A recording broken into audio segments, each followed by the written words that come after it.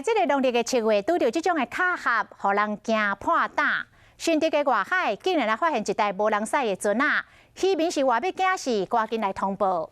海巡队透早5点接到通知，讲新竹的外海有一台无人驶的船啊，无方向、无目标，安尼乱开，未输是无神啊船。尾仔才知影讲，原来是这台船进前甲别台船来相撞，船长跋落海，互对方的船甲救起来。但是伊的船煞变无人操控，上尾啊一直等到这个船用甲拢无油，才拖转去渔港。现在在这边绕圈圈。船顶拢无人，毋来你试练，佫一直向海巡的舰艇冲过来。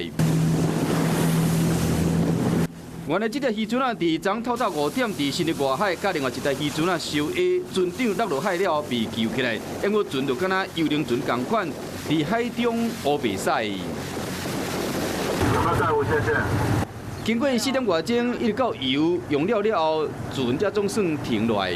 船的人员虽然都有一点小伤，但是就医之后都没有大碍。农历的7月时啊，对着无人的船司机乌白驶，老渔民讲毋捌听过这款代志。在迄只船了乌白驶，咱也当作讲伊咧困，所以咱看到换咱爱闪来。